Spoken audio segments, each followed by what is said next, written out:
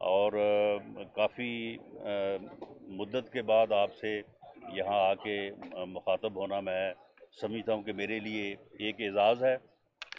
और आज के हवाले से इस वक्त पंजाब असम्बली जो है वो अपना कायदे ऐवान मुंतखब करने जा रही है। उसमें पहली बात तो ये है कि जो पहले चीफ मिनिस्टर थे उन्होंने इस्तीफ़ा जो है वो आइन के बरअक्स दिया। आइन में ये बात दर्ज है कि चीफ मिनिस्टर जो है वो गवर्नर को एड्रेस करके अपना रिज़ाइन दे सकता है। अब ये बात जो है ये आइन में दर्ज है, ये अल्फाज जो हैं वो आइन में दर्ज है, और आइन में दर्ज चीज़ जो है उसे हेल्ड इन अबेंस नहीं किया जा सकता या उसके बरअक्स कोई अमल नहीं किया जा सकता। ये आइन का जो आर्टिकल है 130, सब आर्टिकल 6 और 8 है, उसमें ये बड़ी वाज़े तौर पे जो है ये बयान है। लेकिन वो इस्तीफ़ा जिसे एक्सेप्ट किया गया गवर्नर साहब की तरफ से वो उनको एड्रेस ही नहीं था, वो प्राइम मिनिस्टर को जो है वो एड्रेस था। तो इसलिए पहली बात तो ये है कि गवर्नर साहब को चाहिए कि वो अपनी इस गलती को जो है वो इसका नोटिस लें, और जो कैबिनेट सेक्रेटरी हैं, गालबन सेक्रेटरी सर्विसेज हैं जिन्होंने नोटिफिकेशन जारी किया है, उनको ये लिखें कि वो नोटिफिकेशन जो है वो उसको विड्रॉ करें और दोबारा जो है वो चीफ मिनिस्टर से कहें कि वो आइन के मुताबिक इस्तीफ़ा दे, एड्रेस करे गवर्नर को, उसे वो एक्सेप्ट करके जो है वो भेजे। और इसी तरह से जो सेक्रेटरी सर्विसेज हैं जिन्होंने वो नोटिफिकेशन जो है वो जारी किया है, और जो चीफ सेक्रेटरी पंजाब हैं, मैं समझता हूँ कि उनकी ये जिम्मेदारी है। अगर वो अपनी इस आइनी जिम्मेदारी को नहीं निभाएंगे तो कल को उन्हें इस बात का जवाबदेह होना पड़ेगा। उन्हें चाहिए कि वो उस नोटिफिकेशन को जो गैर आइनी है, गैर कानूनी है, उसे फिल फॉर जो है वो विड्रॉ करें, और उसमें जो लैप्स है उसको फाइल को जो है वो वापस करें गवर्नर को, और उसको जो है वो दोबारा से जो है वो इस्तीफ़ा जो है वो दिया जाए एड्रेस करके गवर्नर को, और उसके बाद जो है वो इस्तीफ़ा जो है वो एक्सेप्ट किया जाए। लेकिन यहाँ पे ये जल्दबाजी में ये सारे अमल को जो है वो बिल्डोज़ करने की जो है वो कोशिश, पहले इनका इरादा था कि शायद ये आज ही जो है वो वोट करवाना चाहते थे, और अब भी इनका ये इरादा है कि ये इसी तरह से जो है इस गैर आइनी अमल को जो है वो यहीं पे दबाते हुए जो है वो इसके ऊपर जो है वो प्रोसेस जो है वो शुरू करें।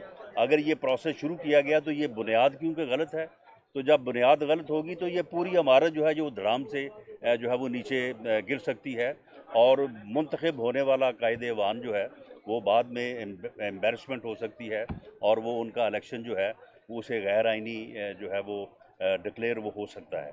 तो इसलिए इस मामले को जिसकी निशानदेही हो चुकी है, जो अपरेंटली बिल्कुल दुरुस्त निशानदेही है, तो उसको जो है वो उनको दूर करना चाहिए, और इनको इतनी उजलत में और इतनी जल्दबाजी में ये गैर आइनी और गैर कानूनी काम नहीं करना चाहिए, क्योंकि अल्लाह के फजल से PMLN ने, मुत्तहिदा अपोजिशन ने जिसमें पीपल्स पार्टी और दूसरी जमातें भी हमारी मरकज़ में शामिल हैं, सब ने मुतफ़िक़ा तौर पे मियाँ हमज़ा शहबाज शरीफ को यहाँ पंजाब असम्बली में, जिन्होंने बतौर कायदे हिस्ब इख्तलाफ इससे पहले खदमात जो है वो सर अंजाम दी हैं, तो उनको उन्होंने अपना उम्मीदवार जो है वो नामज़द किया है।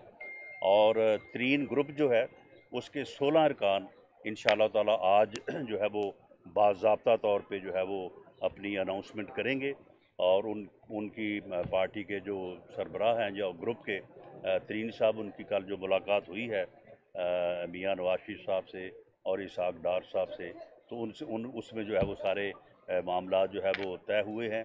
इसी तरह से अलीम खान साहब भी अपने साथियों के साथ, अपने ग्रुप के साथ जो है वो इंशाअल्लाह ताला आज जो है वो भी बाज़ाब्ता तौर पे मियाँ हमज़ा शहबाज शरीफ की जो है वो हमायत का जो है वो ऐलान करेंगे।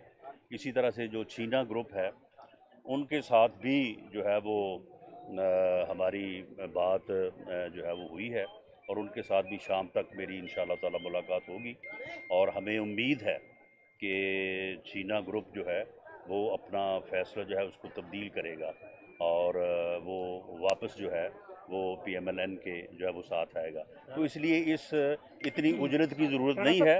ये हमारा नंबर आज भी पूरा है, 2 दिन भी बाद भी पूरा होगा ना। आपका नंबर आज पूरा है ना कल पूरा होगा। तो इसलिए आप गैर आइनी गैर कानूनी काम ना करें। ये एक बड़ा ही आइनी और कानूनी काम है। तो इसको आप अच्छे तरीके से, जो एक गलती आपसे हो गई है तो उस गलती का अजाला करें और उसके बाद आगे बढ़ें। राणा साहब आज जो है, चूँकि सारे साथी यहाँ इकट्ठे हैं, आप आज तब्दीली की बातें जो चल रही थी, उस तब्दीली की इब्तदाई में साथियों के साथ जो शुरू किया जा रहा है, हम चाहते हैं कि काइंडली इसके हवाले से। देखिए जी, मुझे आज यहाँ पे आके मालूम हुआ है आपकी जो है वो आपके ज़रिए से कि आज एक मिनिस्टर ने जो है वो न सिर्फ यानी मिसबिहेव किया है बल्कि मैन हैंडलिंग की है और दस्तों गिरेबां हुए हैं वो एक सहाफ़ी के साथ, यासर हमायूं साहब, जो कि गालबन किस महकमे के, आप मुझे बताएं कि यही फिर एजुकेशन देनी है इन्होंने मुल्क और कौम को, कि एजुकेशन मिनिस्टर जो है उसे इतनी तमीज़ नहीं है। तो ये मैं इसकी भरपूर मजम्मत करता हूँ और इसके ऊपर जो है वो एक्शन होना चाहिए। अगर ये एक्शन नहीं लेंगे तो इंशाअल्लाह ताला हमजा शहबाज शरीफ साहब जो है वो आगे यहाँ से जो है वो शुरू करेंगे और आपकी इज्जत को जो है वो रिस्टोर करवाएंगे। आपने बताया कि 16 अरकान तरीन ग्रुप के आपके साथ हमायत का ऐलान करेंगे। जहांगीर जो अलीम खान है वो भी आपकी हमायत का ऐलान वो भी इंशाल्लाह को 10 के करीब है। 10 के करीब है। क्या इसका मतलब है कि मुस्लिम नवाज के पास 200 से ज्यादा नंबर हैं? जी इंशाल्लाह ताला। क्या कहेंगे इस वक्त जो परवेज लाई है, उन्होंने कहा है कि वो सरप्राइज देंगे, वो भी इतने ही नंबर लेंगे, फिर कहाँ से नंबर आएंगे इतने ज्यादा? देखें, वो ऊपर बैठा भी कह रहा है कि मैं सरप्राइज दूंगा, ये नीचे बैठे कह रहे हैं सरप्राइज दूंगा। वो यार ये 3.5-4 साल से लोगों को, पूरी कौम को सरप्राइज ही कर रहे हैं और क्या कर रहे हैं ये। तो आप बस करें, अब बड़े सरप्राइज हो गए हैं, अब आराम से जो है वो एक साइड पे हो और दूसरों को मुल्क और कौम की खिदमत करने के। उन्होंने कहा था, इमरान खान ने कहा 3 चूहे हैं, 3 चूहे जो है वो मेरी हुकूमत के खिलाफ हैं और गैर कानूनी तौर पर गैर जो मुल्की एजेंडा है उसके तहत मेरी हुकूमत गिराई जा रही है। क्या कहेंगे आप? देखें, इमरान खान साहब जो हैं उन्हें ये बहुत ही जो है वो घटिया आदत है कि वो अपने मुखालफिन को बुरे नामों से जो है वो याद करते हैं और हमने या हमारी क़यादत ने जो है वो हमने रिस्ट्रेन किया है कि हम आगे से जो है वो, हालांकि आपको पता ही है कि उनके हवाले से उनको कितने नाम दिए जा सकते हैं और किस किस हवाले से उनके मुतल्लक जो है वो बात की जा सकती है।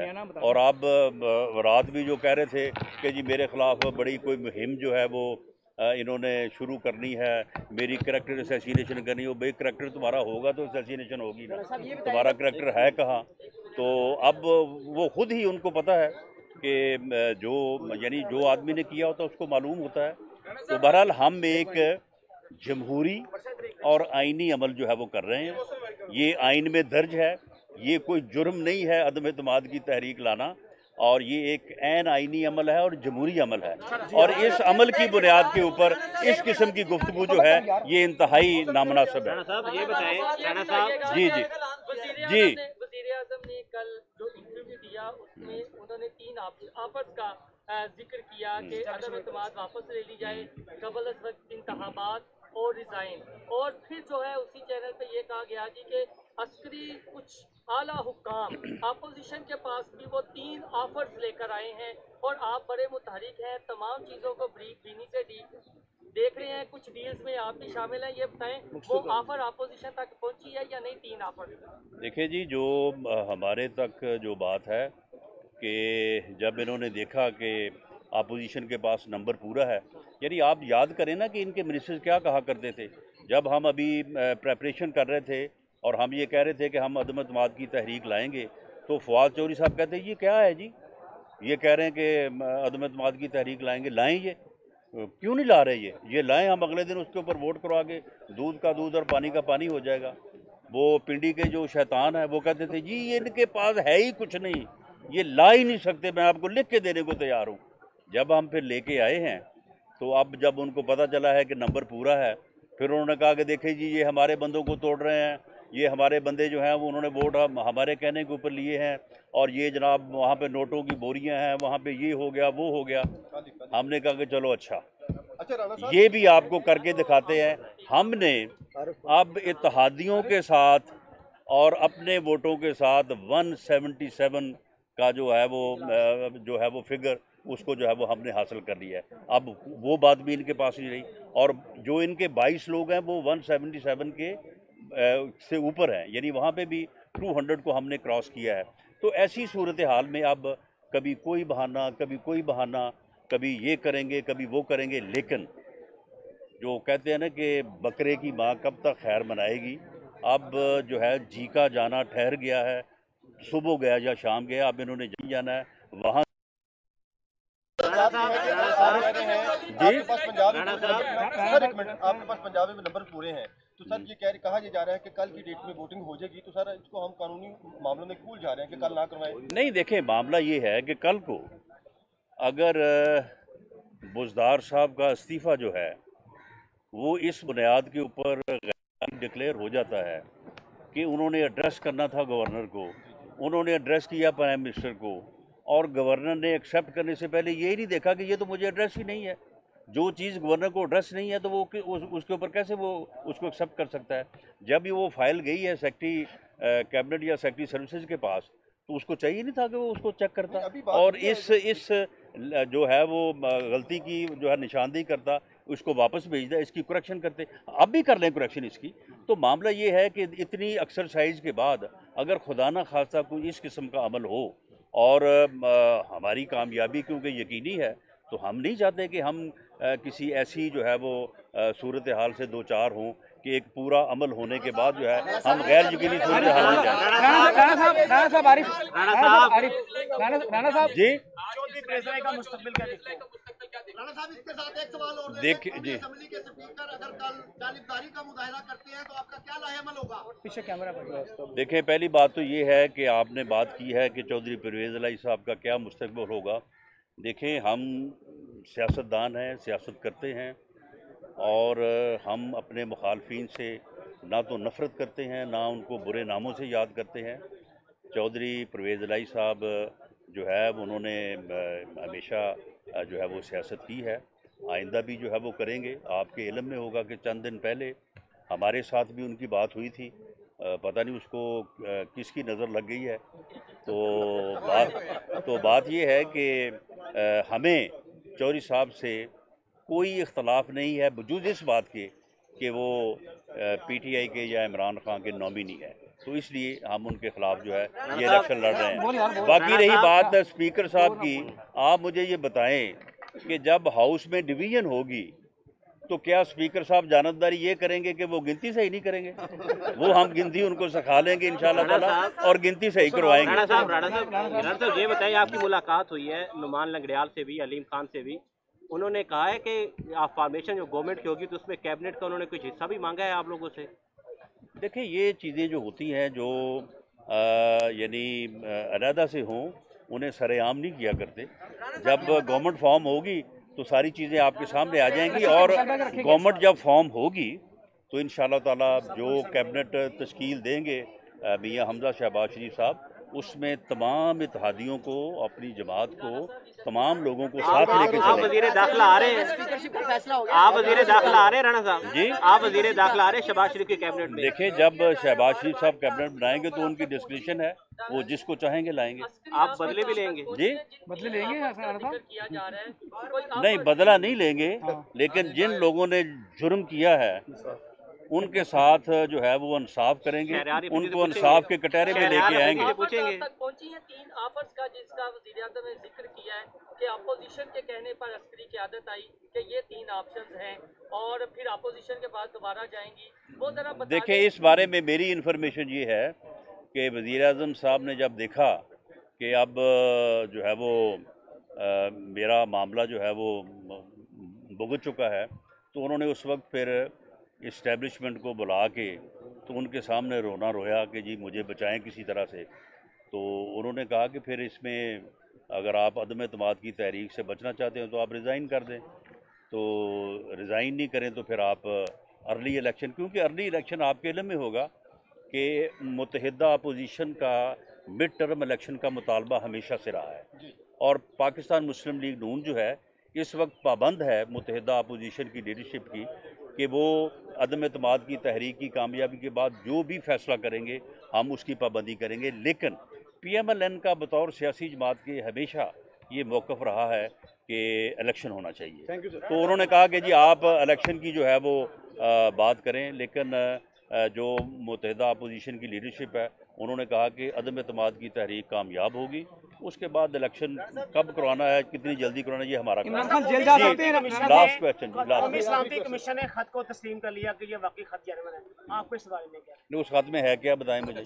आप उस खत में तो है, मेरी बात सुने ना, आपके जो एम्बेसडर हैं जिस जिस मुल्क में हैं, पूरी दुनिया के ममालिक के एम्बेसडर जो हैं वो अपनी अपनी असेसमेंट जो है वो लिख के अपने अपने ममालिक को भेजते हैं। आपके एम्बेसडर ने जो उसने वहाँ पे असेसमेंट की, that may be correct and may be wrong, वो उन्होंने असेसमेंट जो है वो लिख के भेज दिया। ये उस असेसमेंट को लेके बैठ गया कि जी जो है वो मेरे ख़िलाफ़ साजिश है। आप मुझे ये बताएं कि जिस दिन अदम एतमाद की तहरीक पेश हुई है, अदम एतमाद की तहरीक हमने जमा करवाई 8 मार्च को, ये जो रिपोर्ट आई है, जो एनालिसिस जो है एम्बेसडर का, ये है 7 मार्च का। तो उस दिन तो इसने ये कहा, बल्कि 3-4 दिन बाद, कि मैं तो अल्लाह से दुआ करता था कि ये जो है ये अदम एतमाद की तहरीक जो है वो लेके आएँ। ये तो इन्होंने बहुत अच्छा किया है, ये तो मैं खुदा का शुक्र अदा करता हूँ कि ये अदम एतमाद की जो है वो तहरीक लेके आएँ।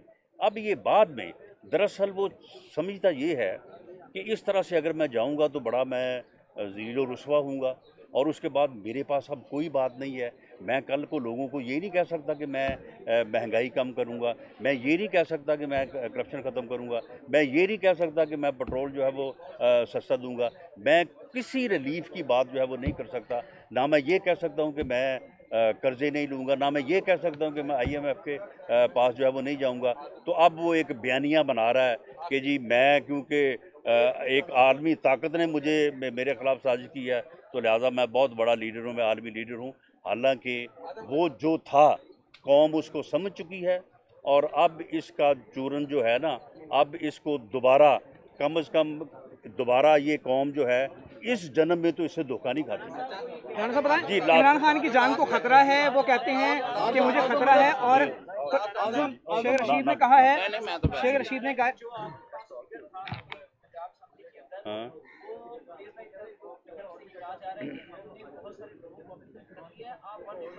देखिए मैंने सिर्फ ग्रुप्स की बात की है। जिस तरह से मैंने जिक्र किया है 3 ग्रुप का, वो आपके सामने है, वो आज अभी अनाउंस कर देंगे बाज़ाब्ता तौर पे। अलीम खान साहब भी आज शाम आपको बता देंगे। तो इसके अलावा जो 1-1-2 का फिगर जो है वो तो आपको मैंने या हमारी जमात ने जो है वो बताया नहीं है। यानी PTI का हाल इधर पंजाब असम्बली में, वो जैसे पंजाबी में कहते हैं ना, लीरो लीर हो गई है, कोई हाल नहीं है, वाइप आउट हो गई। बहुत शुक्रिया।